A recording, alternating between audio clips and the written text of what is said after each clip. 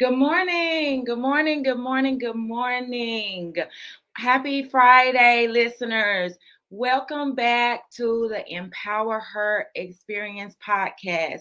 This is where we speak boldly, where we live freely, and where we rise fully into the women who God has called us to be. And I am your host, Christy Copeland. And today's episode is for every woman who's ever felt overlooked, shut out, or made to feel like she did not belong. And this is not only for women, but this can happen as men. But today I am talking specifically to the women. If you've ever felt overlooked, shut out, or made to feel like you didn't belong, our episode today is called Not Invited, but Still Called. Because the truth is, man's invitation doesn't validate God's calling, nor does man's rejection disqualify you from God's calling. And I have to say, unfortunately, Pastor Sharon Wickware will not be with us today. There was a last minute situation that came up, but don't worry. I will be on the Sharing with Sharon show on Monday, Sharing with Sharon radio show on Monday, and we're going to chat it up. But I got a good conversation for us today.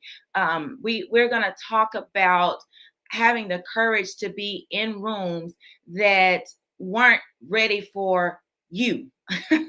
Not rooms that you weren't ready for, but rooms that weren't ready for you, but you were needed anyway. So on this Friday, let's go, y'all. You ready? Let's do this. Okay, so I want to talk about a time, and I want you to think about a time as well where you may have felt like you were overlooked and you were rejected or you were ostracized. Just think about those things and think about how that situation made you feel.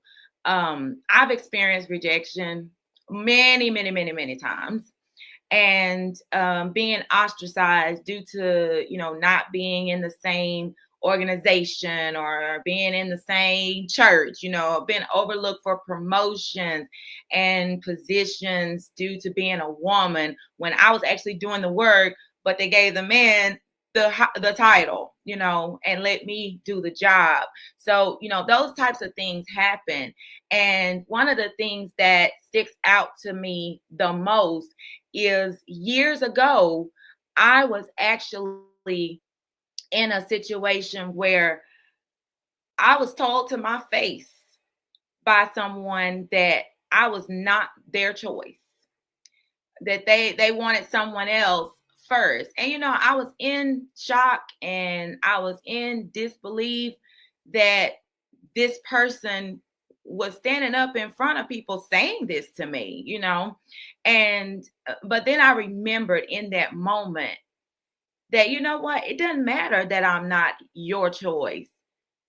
That's why you're not God.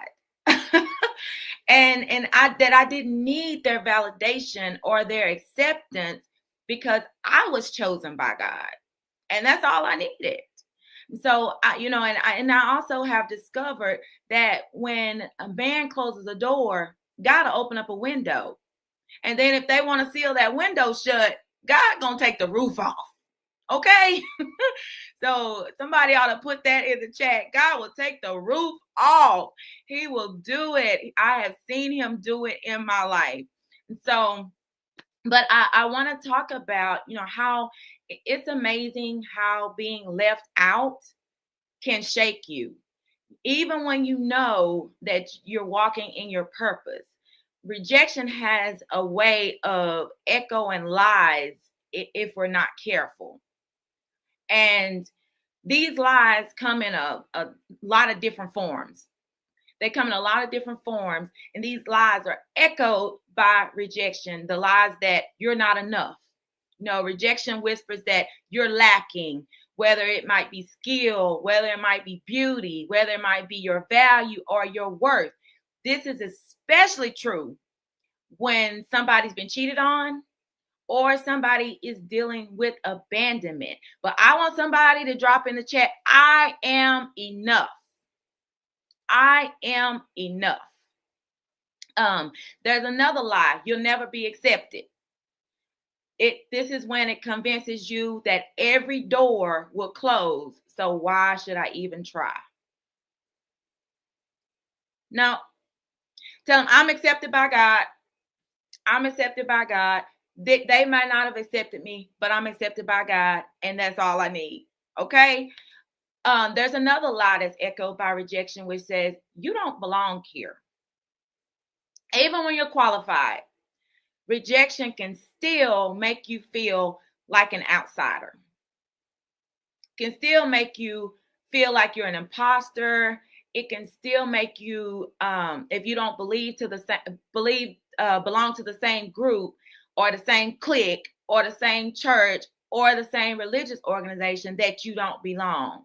But somebody ought to say, I belong. I belong. There's another lie that rejection tries to make us believe or tries to echo, which is you're too much. You're too much. Your boldness, your confidence, your presence may be criticized, leading you to believe that you need to shrink or dim your light in order to be accepted. But come on, somebody. Come on, somebody. Hey, I gotta be me. I gotta be me. Put that in the chat. I gotta be me. I'm gonna be me. I can't shrink. I can't dim my light to make you feel comfortable. I gotta be what God's called me to be, right? So there's another lie that gets echoed, and that lie is that something must be wrong with you. Woo. Something's got to be wrong with you because people don't accept you or people don't want to embrace you. No. So then sometimes what happens when this lie gets echoed is we begin to internalize those other people's decisions or other people's opinions as if it's a reflection of your identity.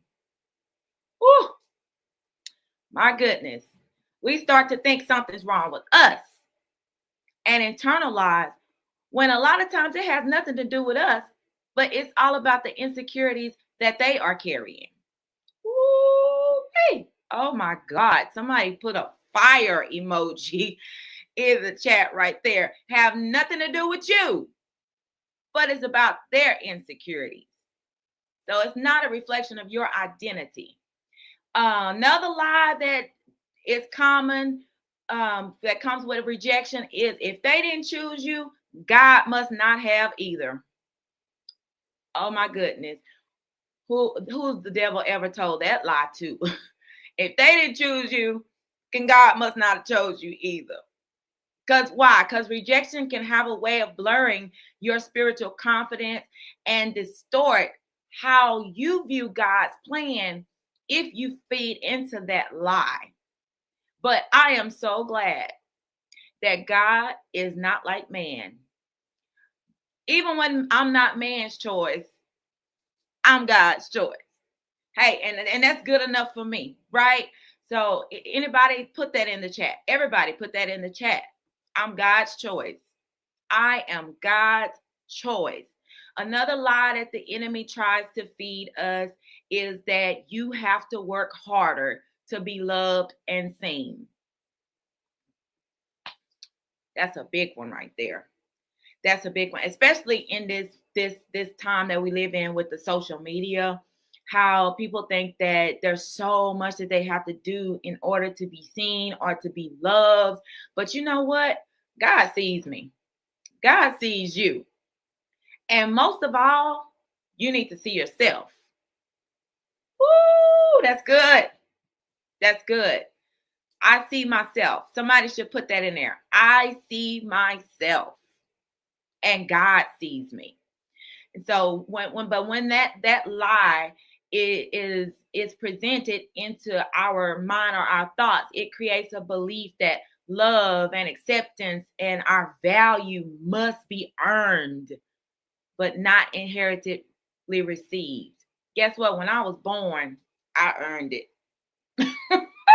Wow. God just dropped that one, y'all. When I was born, I earned it. Why? Because the scripture says I was fearfully and wonderfully made. So when he made me, I was fearfully and wonderfully made. So I earned it just by being born. Oh my goodness. That's going to help somebody today. But another lie that gets echoed by rejection is that you missed your chance. That you missed your chance. Woo wee, that's good. So rejection sometimes sounds like the end.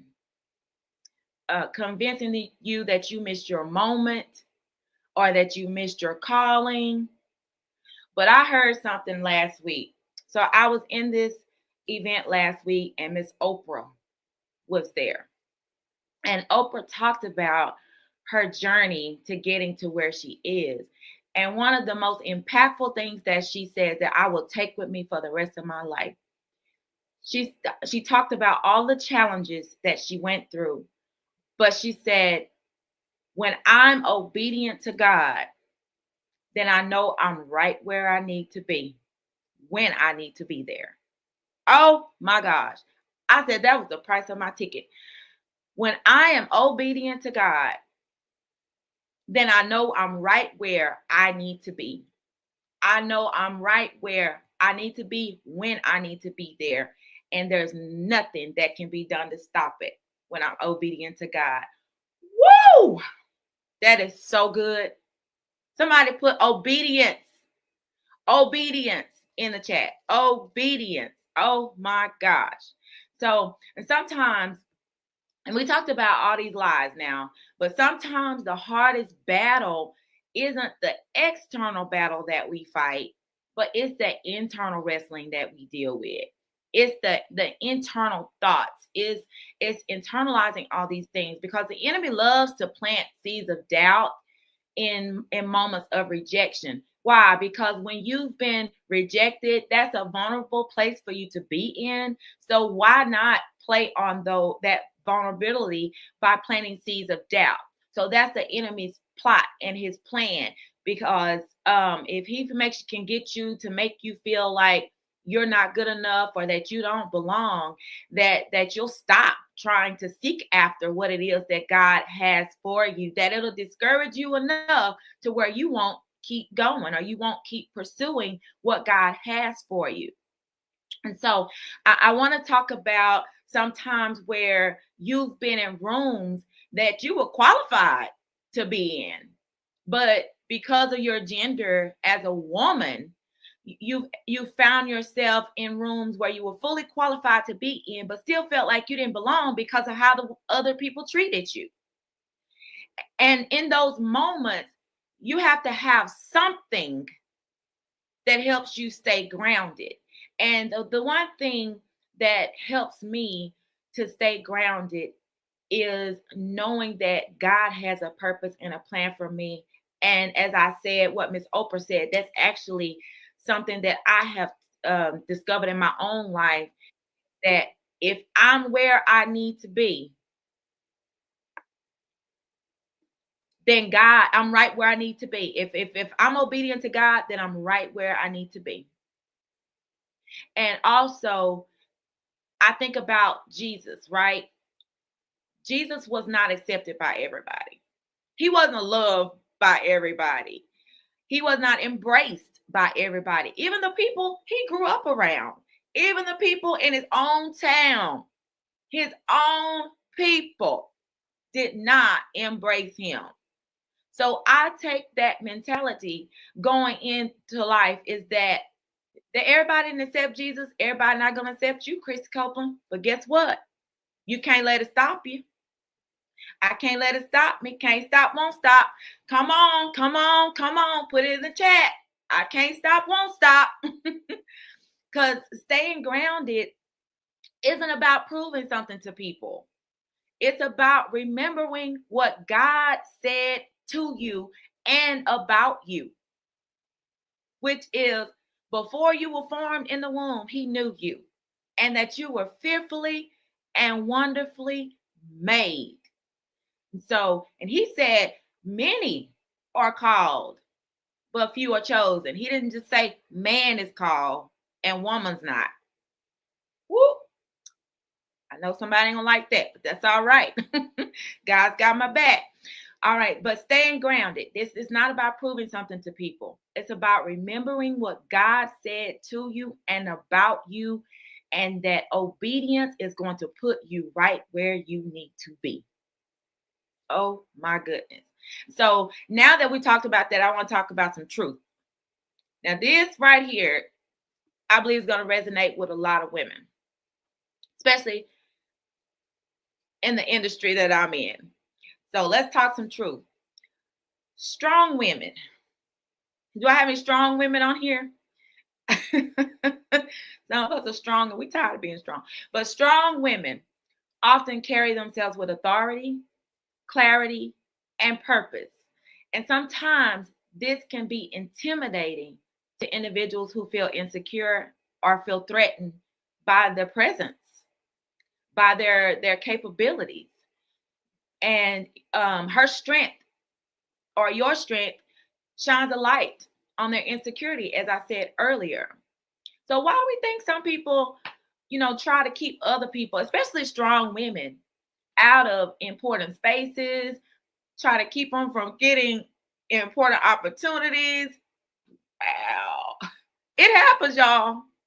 In 2025, it's still happening. But one of the reasons why they do that is because there's a desire to maintain control of power. Oh my. There's a desire to maintain control of power. This happens in environments where power is hoarded. Oh my goodness. This is where power is hoarded. Y'all know what hoarders do. They keep stuff. They don't never get rid of stuff. They don't never throw away anything. They don't want nobody coming in, nobody telling them they need to get rid of anything, or nobody telling them that any changes need to be made. The power is hoarded, y'all. Oh my goodness. Oh my goodness. They hoard the power. Gatekeepers begin to exclude other people, especially assertive women. You're one of those people who's assertive. I'm not saying aggressive. I'm saying assertive. There's a difference. Aggressive is someone who is very overbearing, who can't stay in their lane, who gets out of pocket, is very controlling. That I'm talking to assertive women who are able to articulate what they need and what they want in a way that's healthy, in a way that's not disrespectful to the other person or yourself.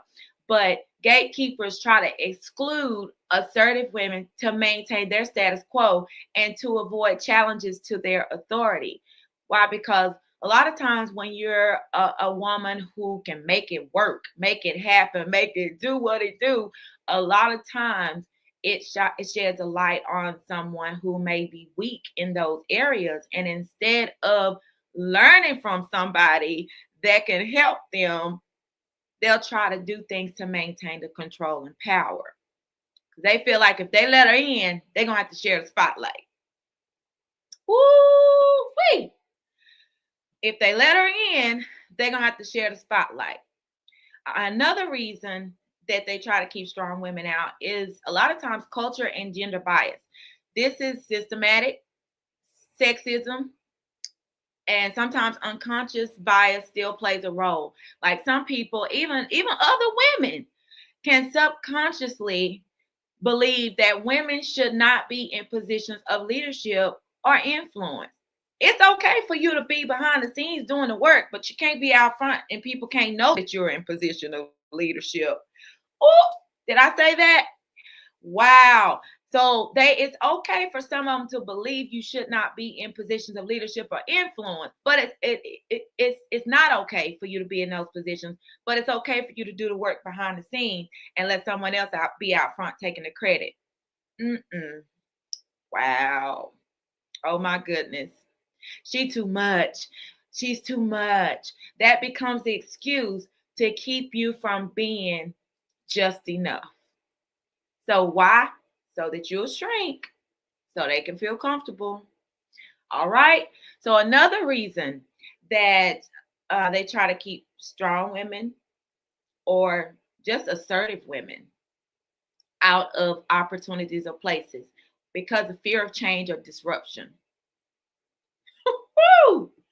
Assertive women often bring fresh ideas. How many of y'all got some fresh ideas? Fresh ideas, bold vision. Where are my visionaries at? Drop some fire in the chat. Assertive women often bring fresh ideas, bold visions, and demand accountability. And then this disrupts comfort zones of people and challenges old norms, traditionalism, and what? Don't nobody want to come out of traditionalism, right? Don't nobody want to change. Nope. So what do? They kick against the prick. Why? Because she doesn't just sit at the table. She asks why the table is shaped the way it is. Oh, wait a minute. She doesn't just sit at the table. She asks why the table is shaped the way it is. Oh my goodness. Don't nobody like that. Don't question them. Just do what I say. Even if what they're saying is outdated. Oh, I didn't say that. I'm going to move on. But another reason why assertive women get rejected or are kind of overlooked or ostracized for certain opportunities or certain doors is jealousy. Oh, wait a minute. Oh, jealousy or competition. Sometimes it's not about gender. Sometimes it's not about you. It's about envy. It's about jealousy. Sometimes people may feel threatened by your success, by your confidence, by your influence, and begin to act out of a competitive mindset. Oh, wait. We don't know nobody like that. Maisha, we don't know nobody like that. We don't know anybody like that. Sometimes people are threatened by your success, your confidence, or your influence, and then they act out of a competitive mindset. Look at here. My thought process is if you get up and you do the work that I'm doing, you don't have no reason to be intimidated, envious, jealous, or competitive. Why? Because we all have been gifted with some form of talent or ability. But what happens is we get too comfortable and complacent, don't want to put the work in, but then we want to hate on somebody who does. Oh, come on, somebody. Put some fire in the chat, please. We don't want to put the work in. We don't want to do the grunt work. We want everything to be laid out for us. We want to stay comfortable, stay in that comfort zone, but then hate on the person who's doing what they got to do. Because we see where they are. Don't know what it took them to get there, but we see where they are. And so sometimes these people are driven by jealousy and driven by envy. And some people will rather dim your light than to find their own. Ooh, my God. Somebody ought to put in the chat, find your own light. Hey, Miss Alice, find your own light. Another reason why they try to keep assertive women out is because they see her potential and they want to stop it. They want to block it. Hey, Joss, they see her potential and want to block it. Ironically, exclusion can be a sign that others do recognize an assertive woman's potential or strong woman's potential, but would rather block it than support it. Hold on. I got to back up on that. They would rather block it than support it. But how many know God will block it? God will block it. They see the anointing, but want the authority to choose who gets to shine. Oh boy, wait a minute. They see the anointing, but then they want the authority to choose who gets to shine. Wait, Juanita, hello. No. They see the anointing, but they want the authority to choose who gets to shine. Wow. My goodness. Somebody ought to say, no. God blocked that one. God blocked that one. Why? Because God is the author and finisher of our faith. And man's rejection does not negate God's calling. And so I want to say sometimes it's not personal. It's their own fears, their own securities, their own jealousy or their own envy that's showing up. Sometimes it has nothing to do with you, even though it still hurts.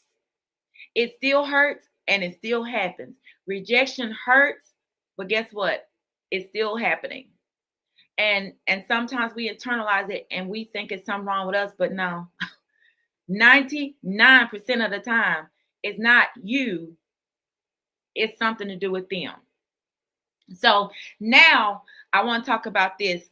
In these spaces where you feel unwelcome, how do you stay true to yourself without falling into the trap of trying to prove that you belong? And I have to say this, rejection isn't always a setback. I had an issue to come up not too long ago where someone rejected me. But you know what? Sometimes sometimes rejection is God's direction. My God. Somebody ought to say, God, direct me. Why? Because when he does it, he's redirecting you to something greater. Some doors, all doors, good doors, and God door. Woo-wee. Not every door, not every good door is a God door. Not every good thing is a God thing.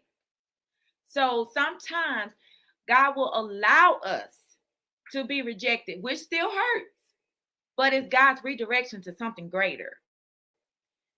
Because proving that you belong is going to wear you out. It'll wear you out. But owning your calling and owning that this is where I'm supposed to be, when I'm supposed to be, that's where peace lives. That's a place of peace. So rejection is not always a bad thing. So viewing that when in these places where you feel unwelcome, you stay true to who God has called you because you have nothing to prove. Proving something to people gonna wear you out. Why? Because I told y'all last week, people are fickle. They just like Texas weather. They change with the weather. So, but another thing that you got to do is you got to accept your assignment. Owning your calling starts with saying yes to what you've been called and created to do, even when it's uncomfortable, unfamiliar, or even when it's inconvenient. You don't have to feel qualified to be called. You just got to be willing. You just have to be willing, and you've got to walk in authority. Like you got to stop shrinking back. You got to stop second guessing yourself. You got to show up confidently, knowing that your voice, your presence, and your gift make an impact. Why? Because I'm obedient to God, so I know I'm where I'm supposed to be when I'm supposed to be there. Because owning your calling, it means you don't have to wait to be invited. You show up because you've been sent. Oh, wait. Somebody ought to put that in the chat. I show up because I've been sent. I don't have to be invited. I show up because I've been sent. Because I know that when I'm obedient, I'm right where I need to be when I need to be there. Oh my God. That was good for me, y'all. That if nothing else, that was good for me. Another thing that we need to do when we feel like we're in spaces where we're unwelcome is to stop seeking permission. Woo! You know, they got a saying out there that I don't have to have a seat at the table. I am the table. Well, no, I'm not the table. Okay? Because the word told me he gonna prepare a table before me in the presence of my enemy. So no, I ain't the table, but he's preparing one. And the ones who try to block it, he gonna let them watch. Because sometimes people's punishment, God ain't gonna strike everybody down for doing the things that they do. God is not going to kill off our enemies for rejection. God got some of these things God ain't gonna do to people just because they reject us or try to block us or try to stop us or hate on us. God, sometimes their punishment is watching you win.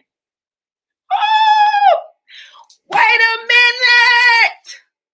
Oh, that blessed me. Thank you, God. Sometimes their punishment is not to be struck down, is not to be killed. Sometimes their punishment is watching you win. Oh my God. Now that deserves some fire emojis right there. Watching you win. You don't need to keep seeking permission. You don't need other people to validate your dreams. You don't need them to validate your gifts. You don't need them to validate your leadership. When you understand that your calling did not come from people, so you don't need it to be approved by people. The assignment came from God, not a committee. Wait a minute.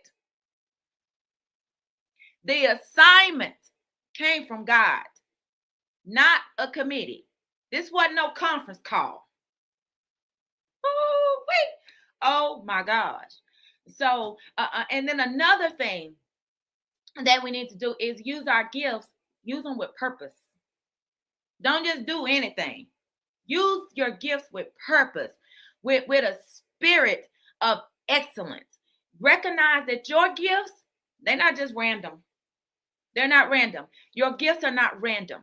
They're tools for impact. They're tools for healing. They're tools for service. They are tools for transformation. Your gifts come with purpose. So you have to use them intentionally, knowing that they're part of your divine design. And so with that being said, that's why there's no reason for comparison. That's why there's no reason for competition, because when God formed you, he gifted you with certain gifts and certain talents. And so those are part of your divine design. So if you just use what he gave you and use it to the fullest extent, like they say in court, to the fullest extent of the law, then those tools will make an impact for healing, service, and transformation for the world. Not just for them people in that little old bubble that's surrounding you, but for the world. So when you own your calling, your gifts become your service, not your secret. Woo! Hold on. When you own your calling, your gift becomes your service, not your secret. Not your secret. You don't have to hide it under a bushel. And then we got to remain obedient, y'all. Even when it's hard. Let me tell you, it gets hard. It be hard out here in these streets because life be lifing, y'all. Life be lifing. You get misunderstood. People start thinking, oh, she thinks she this, she thinks she that. People try to do all types of things to try to smear and throw dirt on your name. All these things that come with obedience. But I got to tell you, you got to remain obedient in all seasons. Trust me, y'all, when I tell you, if I stopped based on the rejection and how people have treated me over the years, I would never get anything done. I will never get anywhere. Because when people see you smiling, they see you doing, but they have no idea the opposition that you face behind closed doors. Just because you don't disclose it doesn't mean you're not dealing with it. So I got to say that. But in seasons when it's hard, seasons when it's slow, seasons when you're misunderstood, you got to keep going. Why? Because owning your calling means staying committed, even without the applause, even without the acknowledgement. Because let me tell you, let me let y'all in on a secret. This is what has kept me going through these last several years, because I've been through a lot. But the thing that has kept me going is knowing that if I live for people's acceptance, I'll die from their rejection. Lord Jesus, today. If I live for their acceptance, I'm going to die by their rejection. And then the other thing that I live by is knowing that that same tongue that they can praise me with, tomorrow they can be using that same tongue to tear me down. So I'm not one of those people that needs the applause. I'm not one of those people that needs the acknowledgement or the validation. I got that in here. Why? Because God called me, and I recognize that. So obedience to God is proof that I can truly own my calling. It's proof that you can truly own your calling. All right? So I hope I'm helping somebody. But I want to speak to the woman who's at the door. You're at the door. They keep shutting the door in your face. They keep nailing the windows shut. My God, but let me tell you, God's about to tear the roof off that place. This is a good topic today, y'all. God's about to tear the roof off. He's about to tear the roof off. And so what I want to say to the woman who's standing outside of the door of the place that she's called to be in, but fears rejection and fears that people are going to ostracize her and that they're not going to like it because God is pushing her out front, because a lot of times those of us who get pushed out front,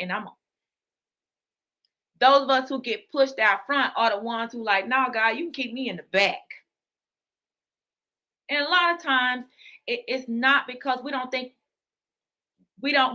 not that we think that God don't know what he's doing. A lot of times it's fear. It's fear of rejection, fear of how people going to feel towards you, fear of how people going to accept you, fear of how they going to act towards you. And so sometimes we just want to sit back and just stand outside that door instead of walking in that sucker. But I want to say to this woman who might be on here and feeling this way, hey, Pastor Seaton, to the woman who's on here and feels that she has to stand outside the door because they don't want to let her in. God does not need their invitation to place you in the room. Whoa. God does not need their invitation to place you in the room. A few years ago, I got put in this position where there was someone who was famous in the room, and I was in the room, but they didn't want me to have anything to do with this person, but they would let everybody else have access to him. And God said, do not worry about it. You don't worry about it. So I didn't. I went on, but it still hurt, y'all. I ain't gonna lie. It still hurt. It wasn't but a few weeks later, this famous person, I was in Baltimore, Maryland, ran into this famous person who sat right in front of me and turned around and started talking to me. They not only started talking to me, they asked for a picture and they prayed for me. So the other people, they got their picture, but I got invitation, I got conversation, and that meant more to me than any picture. God don't need their invitation to place you in the room, because wherever God wants you to be, trust and believe. If you obey him, you're going to be right where you need to be when you need to be. And whatever they feel about you, whatever they think about you, it's none of your business. I'm going to say that again. Whatever they think about you, whatever they feel about you, that's none of your business, because that's a them problem. Woo-wee! Somebody put that in the chat. That's a them problem. That's not a me problem. That's a them problem. Why? Because they are entitled to feel the way that they feel about you. And guess what? I'm finna drop a bomb on you. They're entitled to feel the way they feel about you, and you're entitled not to care. Oh, wait a minute. Wait. That blessed me, y'all. They are entitled to feel the way they feel about you, and you are entitled not to care. So to that I say, walk in anyway. Walk in that door, kick that sucker in, bust the glass on the window, walk in anyway. Somebody put that in the chat. Walk in anyway. Walk in anyway. Walk in with grace. Walk in with authority, and walk in knowing that you may not have been invited. Oh, but you were definitely called. I might not be invited to a seat at your table, but guess what? I'm still called. And so this episode has been a reminder that your worth is not up for debate. Whether the window was shut, or the door was closed, or you were ignored, or it was sealed shut, just know God got the keys. Like Future, they got the keys. God has the keys. And when he says go, it doesn't matter who said no. My God, I got to say that again. God has the keys. And when he says go, it doesn't matter who says no. And I want to thank y'all. To every woman listening, I want to say walk boldly. Walk boldly, because you're not alone. God is with you, and you got some other sisters who's going through some of the same things. Y'all, people see you, they see the lights, they see the stage, they see you on flyers, they do all that, but they have no idea the rejection and the criticism and all the things that you face when you get on top. They say heavy is the head that wears the crown. Heavy is the head that wears the crown. But I want you to know you are not forgotten. And today, I hope you feel empowered. So with that being said, I want you to like, share.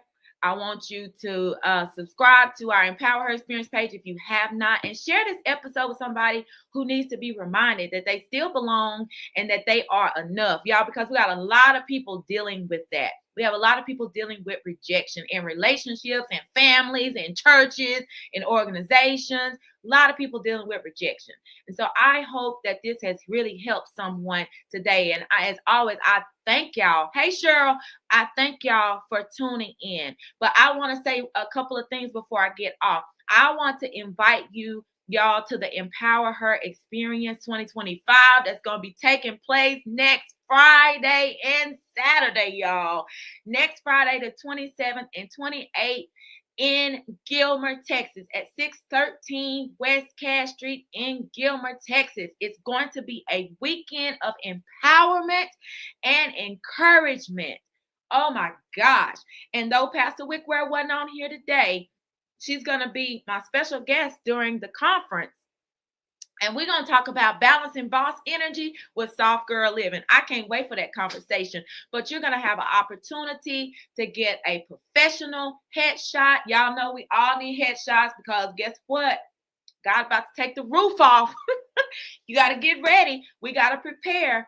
So get a professional headshot so that you can elevate your brand. We're going to have licensed professionals in the house doing a mental health masterclass that you do not want to miss. Trust me, you don't want to miss that. We're going to have the She Means Business Build and Brand Breakfast by Miss Elizabeth Hooper. You definitely don't want to miss that, because she's going to tell you how to level up. And it's going to be sponsored by Starbucks. So, honey, get your free coffee. Starbucks is going to be in the house. Chick-fil-A and Rudy's are going to provide breakfast for us for this building brand breakfast. And then we got some amazing speakers, y'all. If you have missed any of these experiences, you don't want to miss this one. We got Bishop Clinton Smith back. Y'all already know. That man needs no introduction, but you already know that that's going down. And then we have the incomparable evangelist Tammy Stewart, who's going to be with us again. I still remember that plant demonstration she did last year, y'all. It was off the chain. We got some amazing speakers. We have some anointed vessels who are going to lead us in praise and worship and praise dancers, y'all. We got a praise dance group. If y'all ain't never seen them, but they're going to take us in because they are off the chain, y'all. And then we're going to be honoring some nurses. God, this is a much needed honoring ceremony. I'm so excited about doing this because nurses are so undervalued, not just by patients, but the doctors that they work for. They deal with a lot. And so I want to honor them.